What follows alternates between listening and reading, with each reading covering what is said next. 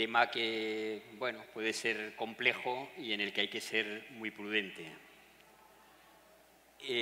No hay conflicto de interés y yo creo que aquí hay un neuropediatra porque los neuropediatras, la mayor parte de los niños que controlamos tienen trastornos del neurodesarrollo, o bien porque es el motivo de consulta, que en nuestra experiencia se da en el 50% de los casos, o bien porque se asocia a las patologías que controlamos: epilepsia y fármacos anticrisis epilépticas, parálisis cerebral, síndromes neurocutáneos, enfermedad de Duchenne, como ustedes saben, puede tener discapacidad intelectual, trastorno del espectro autista o déficit de atención asociados, encefalopatías prenatales y perinatales, daño cerebral adquirido y tumores cerebrales por el tumor, por la cirugía, por la quimio, la radio, la epilepsia o los fármacos anticrisis.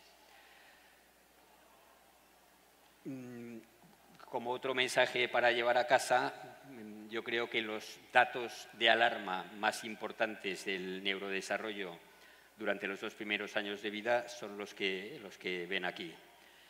No hace caso, no se gira la llamada, no mira a los ojos, pobre comunicación, parece no comprender, peor si hay jerga o ecolalias, no señala, no busca a otros niños, no se relaciona o no lo hace adecuadamente, no para de moverse, de tocarlo todo, tirar cosas, no ve el peligro, rabietas incontrolables, grita, pega, se autoagrede, irritable, estereotipias y 2 alteraciones que con frecuencia se asocian a los niños con trastornos del neurodesarrollo son trastornos de la conducta alimentaria, que muchas veces solo quieren unas texturas especiales, y los trastornos del sueño, que son también muy habituales. Y por último, quería mandar el mensaje para mí muy importante de que el neurodesarrollo y los trastornos del neurodesarrollo son evolutivos. Por tanto, a mí no me gusta cerrar diagnósticos ni me gusta dar pronósticos. Me gusta decir que preocupa cuando preocupa, cuando el niño no es normal, y creo que especialmente a más pequeño es el niño hay que ser muy prudente con lo que se dice a los padres, porque evidentemente la preocupación puede ser muy importante. El diagnóstico en neuropediatría, pues por un lado tenemos el diagnóstico funcional, si es un problema motor, cognitivo, social, sensorial, la localización topográfica, si es encefalopatía, que es lo que con más frecuencia manejamos los neuropediatras, porque las enfermedades de la unidad neuromuscular y las mielopatías son mucho menos frecuentes, la ubicación temporal del origen del problema, si es prenatal, perinatal o postnatal, y el diagnóstico etiológico, que es el que cierra todos los esfuerzos diagnósticos. Ya hemos dicho que lo que manejamos con más frecuencia son las encefalopatías, que pueden asociar problemas motores, cognitivos, comportamentales, sociales y también sensoriales, visión y audición. Y muchos de los problemas que manejamos son prenatales en cuanto a la ubicación temporal, de origen genético o por problemas disruptivos prenatales. Bueno, como digo, lo que al final cierra el diagnóstico es el diagnóstico etiológico. También hay que decir que con frecuencia no es fácil aclarar todos estos puntos. Los problemas muestran grados diversos de severidad, pueden estar aislados o asociados entre ellos y, insisto, son evolutivos. De forma que las repercusiones pueden ser permanentes o transitorias. Se oye un poco mal. Ah, que me vaya para aquí. ¿Mejor así? ¿Mejor así? Bueno, vamos a hablar ahora de la valoración del desarrollo psicomotor y de los signos de alarma del desarrollo. El proceso de los trastornos del neurodesarrollo, pues es un proceso dinámico interrelacionado que empieza por la detección, pero en el momento en que se detecta ya se está informando, ya se está estableciendo si realizas esfuerzos diagnósticos y las intervenciones que en principio es si se manda a atención temprana. No sé si llaman ustedes estimulación temprana. Cuando tenemos un niño con un posible trastorno del neurodesarrollo, se plantean tres opciones: normalidad o retraso madurativo, en el que puede influir la falta de estimulación adecuada; retraso psicomotor patológico, que puede ser global o de áreas concretas, motor, cognitivo, social o aislado del lenguaje; o dudoso, que la evolución nos irá diciendo. Como en todo, es muy importante la anamnesis, los antecedentes familiares, o bien de variaciones madurativas en los progenitores, por ejemplo, o de enfermedades hereditarias que asocian trastornos del neurodesarrollo. Los antecedentes obstétricos y perinatales son muy importantes y no es fácil que infecciones o sustancias tóxicas o alteraciones vasculares durante el periodo prenatal, que pasan desapercibidas, no es fácil identificarlas a posteriori. A excepción de la infección congénita por citomegalovirus, que se puede detectar mientras se guarde la prueba del cribado neonatal mediante la detección del DNA del citomegalovirus. Bueno, ya hemos dicho las diferentes partes que todos ustedes conocen de valoración del desarrollo psicomotor. Puede haber un retraso motor grueso por encefalopatías o enfermedades de la unidad neuromuscular o mielopatías, o un retraso aislado del lenguaje que se da en la discapacidad intelectual, en trastornos de la comunicación y en problemas madurativos del desarrollo del lenguaje, o también en la hipoacusia. Y el trastorno de lo personal social es propio del trastorno del espectro autista. En la valoración del desarrollo psicomotor, que es evolutiva, pues hay que tener en cuenta las variaciones fisiológicas, factores genéticos y ambientales. Se puede ser tardano global o tardano en un área específica. Es importante que un niño no va a saber hacer determinadas cosas que no se le han enseñado. Hay que corregir a los prematuros hasta los 2 años de edad y, insisto, hay que ser cautos con una primera impresión. Ojo, que no estamos hablando solo de trastornos del neurodesarrollo. Cuando un niño tiene determinados signos de alarma más pequeño, puede ser muchas otras cosas. Las encefalopatías genéticas, las infecciones congénitas y las enfermedades metabólicas hereditarias pueden ser en etapas muy precoces clínicamente indistinguibles. Por tanto, en edades precoces, especialmente durante el primer año de vida, la preocupación no es solo el neurodesarrollo, la preocupación es que tenga una enfermedad de Tay-Sachs o una infección congénita o muchas otras cosas. Volviendo a los signos de alarma o entrando con ellos, pues ustedes conocerán todos. Los importantes a cualquier edad son la macrocefalia, la microcefalia, el estancamiento del crecimiento del perímetro cefálico, movimientos anormales, dismorfias o la reflexia osteotendinosa generalizada. A los 2 meses, la irritabilidad permanente, el sobresalto exagerado ante sonidos inesperados, el pulgar incluido, que también es a los 3 meses, las ausencias de sonrisa y seguimiento ocular, o la ausencia de sostén cefálico. A los 4 meses, la pasividad excesiva y la hipertonía de aductores. A los 6 meses, la asimetría de movimiento de extremidades superiores, la persistencia de reflejos primarios. A los 9 meses, la ausencia de sedestación, la ausencia de desplazamiento autónomo o la ausencia de pinza superior. A los 12 meses, la persistencia de todo a la boca o del babeo. A los 16 meses, la hiperactividad sin objeto, cambiar constantemente de actividad, la incapacidad de mantener la atención o prestar interés por algo, la persistencia de arrojar todo al suelo. A los 18 meses, la ausencia de marcha autónoma, no emitir ninguna palabra. Estamos hablando de signos de alarma. No estamos diciendo que esto sea definitivamente patológico, pero son datos que nos tienen que hacer valorar la posibilidad de un problema. Y a los 24 meses, estereotipias verbales o manuales o incapacidad de hacer juego.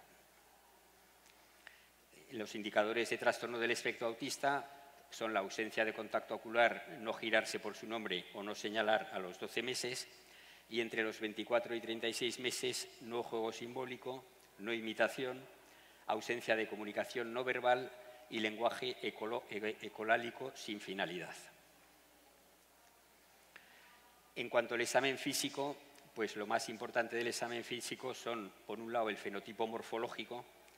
Normalmente la exploración neurológica de los niños con trastornos del neurodesarrollo es normal. El ejemplo más claro es el síndrome de Down, pero hay muchos otros síndromes que el fenotipo te puede orientar, el X frágil, la enfermedad de Prader-Willi, etc. En cuanto al fenotipo conductual, que es el que define el trastorno del espectro autista, también, como ustedes saben, hay fenotipos muy característicos conductuales en el Prader-Willi, en el X frágil, síndrome de Rett o síndrome de Angelman y muchos otros. Con frecuencia, en niños con discapacidad intelectual, el único dato anómalo de la exploración es el contacto o comportamiento inadecuado, para lo cual se requiere un mínimo de experiencia que, en principio, pues, todos los pediatras de primaria pues atienden. Insisto, en cuanto a la información, en no alarmar ni preocupar innecesariamente y, ante la duda, pues no dar una mala información. Vamos a hablar de los trastornos del neurodesarrollo. En el DSM-5, que a mí no me gusta mucho, pero la definición y la clasificación, pues bueno, no está mal, como con alguna salvedad que diremos ahora, son aquellos trastornos con origen en el periodo del desarrollo, con limitaciones en áreas específicas o globales y con dificultades o limitaciones en lo personal, social, académico o en el funcionamiento ocupacional. Y estos son los trastornos del neurodesarrollo que se contemplan en el DSM-5, que es del 2013, ya hace tiempo que no se actualiza. Simplemente señalar que no se contempla el Asperger, de forma que aquellos niños con autismo, inteligencia normal o altas capacidades, pues no es fácil de nombrar con estos criterios, ¿no? Nosotros contemplamos los mismos que contempla el DSM-5, pero seguimos hablando de niños aspergerianos referidos a eso, trastorno autista con inteligencia normal o altas capacidades. Y señalar que todos estos problemas se pueden dar aislados o asociados entre ellos. Esto ya lo hemos dicho. Niños que con 2 o 3 años son muy autistas, resulta que a los 6 años pues dices, ¿por qué dijimos que era autista si no lo es o es muy poco autista? Hay una tendencia a mejorar las características autistas desde los 2 años hasta que pues eso, los 5 o 6 años. Esto ya está inventado y está publicado en Pediatrics del 2012, que acaba diciendo niños con actual y consistente o pasado pero no actual diagnóstico de trastorno del espectro autista. Con el déficit de atención pasa lo mismo. La definición del déficit de atención siempre dice que si 3-7% los norteamericanos tienen cifras mayores en edad escolar, 2-5% en adultos. Luego hay un componente evolutivo clarísimo. Un caso relativamente frecuente que nosotros llevamos años aprendiendo, niños que con menos de 5 años pensábamos que tenían un retraso global del desarrollo y trastorno del espectro autista y que 8 años después, en 2018-2010, los consideramos que solo tiene déficit de atención, trastorno de déficit de atención, y niños que acaban funcionando en el colegio. Resulta que no era TEA, que hace ya muchos años que lo sabemos, pero la discapacidad intelectual también es evolutiva y los test psicológicos no son verdades absolutas, y con una atención normalizada los niños pueden mejorar mucho su función. Todo esto cambia la vida al niño y a la familia y mejora la autoestima, el tiempo para los deportes y aficiones, lo social, el esfuerzo recompensado, etc. En la evaluación del neurodesarrollo, ya lo hemos comentado antes, también hemos comentado si es madurativo o patológico, pero tenemos que decidir si mandamos a atención temprana, porque ya supone una preocupación y un tiempo que dedica la familia a ese niño, y si hacemos el estudio de investigación del porqué del trastorno del neurodesarrollo o no. Ya lo hemos comentado, a cualquier edad son los datos más importantes. Hemos comentado también los datos del examen físico y hay que destacar sobre todo el contacto y el comportamiento, el fenotipo conductual. Y pasamos a cómo se informa esto. Nosotros disponemos desde hace muchos años de unas hojas de información que actualizamos permanentemente y pretenden ser rigurosas y explicar a la familia lo que se va a hacer con los niños durante el seguimiento. Las hojas de información son una hoja por las dos caras y la del retraso psicomotor os voy a ir diciendo cosas que dice. En general, la mayor preocupación a largo plazo es que tenga discapacidad intelectual que puede ser severa o leve y no existe una línea divisoria entre el niño con inteligencia normal baja y el niño con discapacidad intelectual leve. Que puede asociar trastorno del espectro autista definido por grado variable de lo que define el trastorno del espectro autista. Y decimos abajo, estas manifestaciones tienen tendencia en general a mejorar. Destacamos el carácter evolutivo del desarrollo psicomotor y la existencia de mucha variabilidad en diferentes niños. Explicamos que todos estos trastornos del neurodesarrollo no tienen ninguna especificidad en cuanto a la causa y pueden tener una gran variabilidad en el grado de afectación con evolución y pronóstico muy variados. Existen muchas causas, problemas adquiridos como accidentes o infecciones que afectan al cerebro y problemas durante el embarazo y problemas genéticos. Cuando tras la primera visita con los datos de la historia clínica y de la exploración no tenemos un diagnóstico establecido o claramente orientado, no se llega a dicho diagnóstico en hasta un 50% de los casos. También decimos que en la mayoría se trata de problemas genéticos, heredados o no. No todas las, y se les explica que pueden ser y que son frecuentes las variantes patogénicas de Novo. No todas las alteraciones genéticas son identificables actualmente. También decimos que a partir de los 4 o 5 años nos planteamos el diagnóstico y tratamiento de la disfunción ejecutiva cerebral, frecuentemente asociada básicamente al trastorno por déficit de atención con o sin hiperactividad e impulsividad.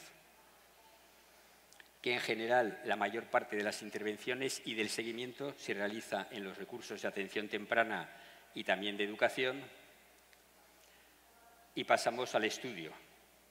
Nosotros, en el diagnóstico etiológico de los trastornos del neurodesarrollo, a día de hoy solo hacemos genética. Desde que hacemos ARRAIZ-GH ya unos cuantos años, pues no paran de crecer nuestros diagnósticos de delecciones o duplicaciones todos los días. Y desde que empezamos a hacer posteriormente estudios de secuenciación, pues no paran de crecer las variantes, ya no se llaman mutaciones, se llaman variantes patogénicas continuamente. Los informes de genética, que la nomenclatura a veces no es muy buena porque sigue hablando de retraso mental y debería hablar de discapacidad intelectual, hablan de una expresividad variable con discapacidad intelectual y trastorno del espectro autista o normalidad intelectual, déficit de atención, autismo. Muchísimas de estas alteraciones genéticas tienen una gran variabilidad en cuanto a las manifestaciones. Hay otras, como todos ustedes saben, como el síndrome de Rett o el Angelman, que asocian invariablemente discapacidad intelectual y trastorno del espectro autista. Revisamos las pruebas que hacíamos del 2006 al 2010 a los niños con discapacidad intelectual y vimos que no nos aportaban gran cosa. Esto coincidió también con la eclosión de los estudios genéticos y desde hace muchos años no hacemos resonancia ni hacemos nada más que genética en el estudio etiológico de los niños con trastornos en el neurodesarrollo. Los estudios genéticos, igual que cualquier prueba de la medicina o la misma exploración, hay que interpretarlas. A veces son anómalos y son responsables claros de la patología, variantes patogénicas. A veces son normales, lo que indica que no hemos encontrado la causa del problema, no que no sea genético, y con frecuencia son dudosos, variantes de significado incierto, en los cuales la interpretación es decir, o sea, hay que informar de que son variantes de significado incierto y tenemos que hacer todos los esfuerzos por aclarar y por reevaluar con el tiempo si siguen siendo de significado incierto. ¿Para qué sirve el diagnóstico? Para optimizar el seguimiento. Si esa variante patogénica asocia a cardiopatías congénitas o alteraciones nefrourológicas, pues habrá que hacer una valoración cardíaca o una ecografía abdominal. Para asesoramiento genético y de riesgo de repetición y la posibilidad de diagnóstico prenatal y preimplantacional, dar respuestas a las familias y a nosotros, que también nos merecemos respuestas y saber y aprender, y cese del estudio con ahorro de muchos gastos que suponen las pruebas que se hacen. En la hoja decimos esto mismo: el diagnóstico es importante porque permite, además de conocer el porqué, optimizar el seguimiento y establecer en algunos casos el riesgo de repetición en la familia. Que la existencia de un diagnóstico de la causa no cambia las intervenciones a realizar en temprana educación. Que el diagnóstico ayuda a comprender el problema del niño, pero cada uno tiene su identidad y sus particularidades, independientemente de su problema neurológico. Y para acabar, insistir, los neuropediatras tratamos trastornos del neurodesarrollo, como les digo yo a mis compañeros, nos guste o no nos guste. Estos serían para mí los datos más importantes durante los 2 primeros años de vida y que son evolutivos, no cerrar diagnósticos, pronósticos abiertos y especialmente durante los 2 primeros años de vida ser muy prudentes con la información. Y muchas gracias.